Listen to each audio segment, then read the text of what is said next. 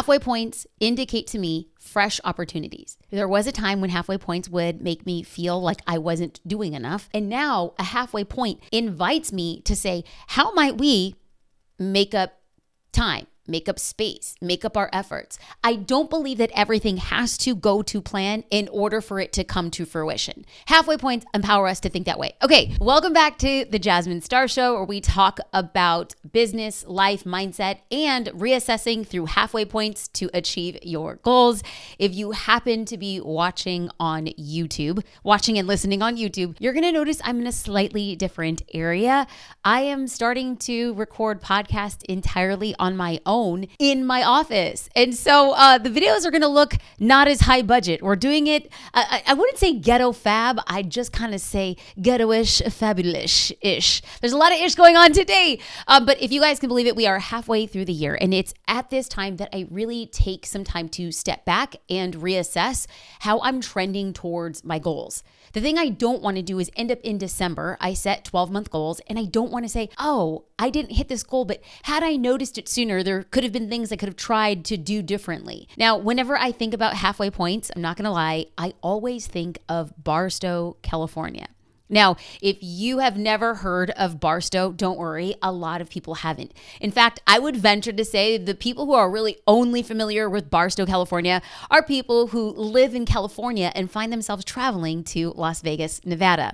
Here's why. To get from California to Nevada, you have to go through a very large desert. And when I say desert, there is nothing out there. And then randomly, out of nowhere, pops this tiny little town called Barstow. Now, normally this town is really, especially when I was growing up, it was just about gas stations and a few small restaurants. And then there was this magical beacon of a place. And it was an old train that had been converted into, wait for it, McDonald's. McDonald's was part and inside of a train. So you would order your food, and then you would take your food and you would sit in like a caboose.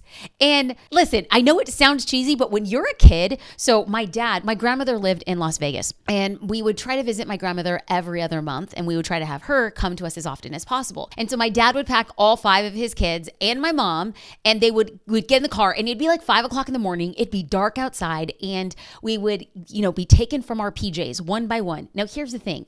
My dad would load all of the kids, youngest to oldest. Now, I am the oldest of 5, and so I'd always be the last kid to be loaded in. We lived in a tiny little house, so all the kids were sleeping in 1 or 2 bedrooms at a time. So I'd hear my dad take each kid out to the car one by one, and I would be awake, but I would be like, I want my dad to carry me to the car, because there's nothing better than being in your PJs. Then my dad would wrap us in a blanket like a burrito and then carry us out kind of like a mummy out to the car.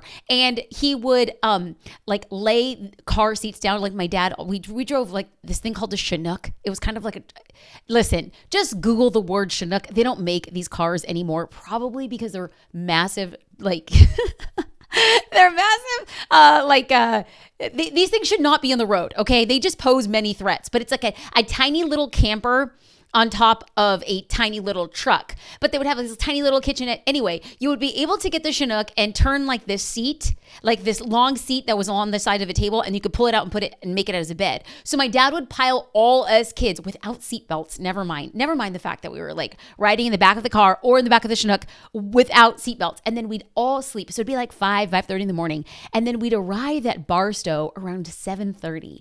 And so there we were.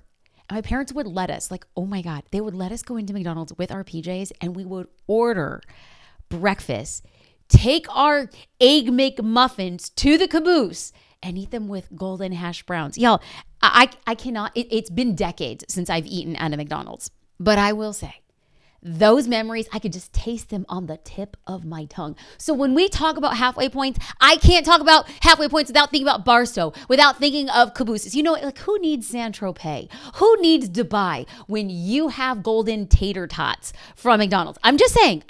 So here's the thing.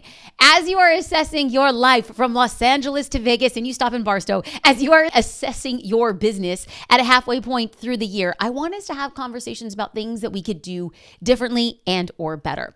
So halfway points indicate to me fresh opportunities. There was a time when halfway points would make me feel like I wasn't doing enough. And now a halfway point invites me to say, how might we make up time, make up space, make up our efforts? I don't believe that everything has to go to plan in order for it to come to fruition. Halfway points empower us to think that way. Okay, so what I want to do is I want to make most of the time that we have left. And what I want to do in this shorty episode is highlight 2 episodes that are really going to give us a swift kick in the pants to get us to where we want to go. So this is probably, it will go down as one of probably the most popular episodes that we launched this year. It's called Change Your Life in 1 Year with Sahil Bloom. Now, I was in Miami and Sahil lives in New York. And I was like, hey, Sahil, I'm on the East Coast. Now, mind you, Miami to New York, it's about like a 5-hour flight, like 4.5, 5-hour flight. And I'm like, I'm going to be on the East Coast, which is still nowhere near him. And he's just like, yeah, I'll catch a flight. Let's pod together in Miami. So we had this great conversation, and the feedback that we got from it was really hinging upon one question I had asked him. And I had said, what do we do when we want to become the captains of our own ship? What do we do when we want to take control of our destiny? And here's his response. 30 minutes today on something that you're interested in. I'm a huge believer that like one of the biggest drivers of inaction and of procrastination and of paralysis is intimidation. You look at it and you say like, oh my God, I'm sitting in my dead end job, or I'm sitting in this dead end relationship, or my health is suffering and I'm overweight. And I cannot possibly envision the path to getting from here to being that fit person that I admire on Instagram, to being that wealthy entrepreneur that I admire on Instagram, to being in that loving relationship that I admire wherever I've seen it in the world. And the reality is like, you don't go from point A to point B overnight. It's the tiny little steps that happen along the way. It's those tiny little actions that you take. And so that bias has to come from doing the one little thing today. And I always say this, that like, you are always just one positive decision away from being in a slightly better place than you are today. So my question for you today is, what tiny thing can you do that is going to push you towards your goals? I wanted you first to hear from Sahil. And the second thing I want to share is from a podcast with guest Dan Martell that was titled How to Push Past Your Revenue Ceiling. This opened a lot of people to think in new ways about how you are earning money and then also hitting those financial goals that you have. Now, in this clip, Dan is talking about the best way to build belief in yourself and then reach your goals. Let's listen in. Yeah, I mean, I really think that, everything that you desire, if you think of like, creating a vision board, writing out your goals, having a list of projects, like anything you want to accomplish, it sits on the other side of your discipline, right? Because people think it's motivation, but your habits will pick up where your motivation falls apart.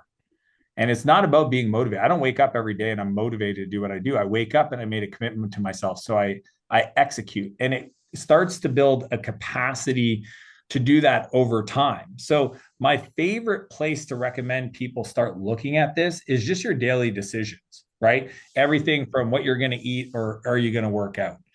The gateway drug to, success for me has always been the physical component of it, because it's one of those things that teaches you so many great lessons, right? Our self-confidence is tied to keeping the commitments we make to ourselves in private.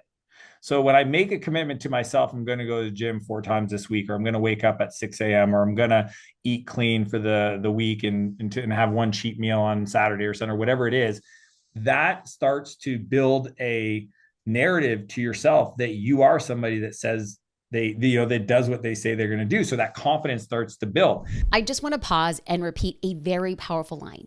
Dan said the idea of saying, I'm going to do something and show up until I get the result is a beautiful skill to learn. Like, I want to point out that what he said is what I believe. It is a skill. We can learn this skill, and I hope you do, especially at the halfway point through the year.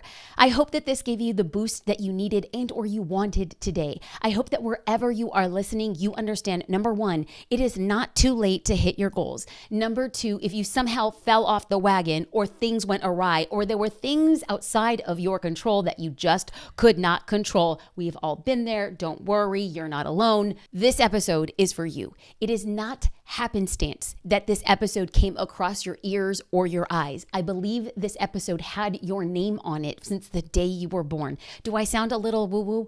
Perhaps. And you want to know what? I don't care. I believe that things that you consume or things that come into your path are destined from the beginning. There is going to be things that rise up that will pause you. But being paused and being stopped are two different things. So I'm not going to let that get in our way, at least not today.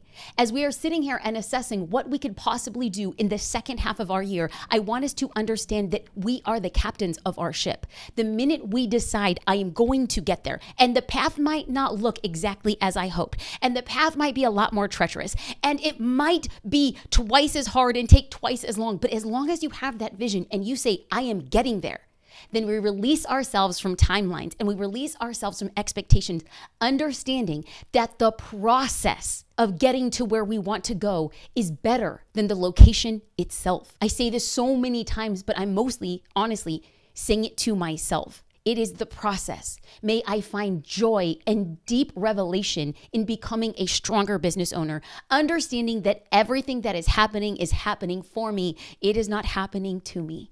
Thank you for watching and listening to the Jasmine Star Show. It is an honor and it is a privilege.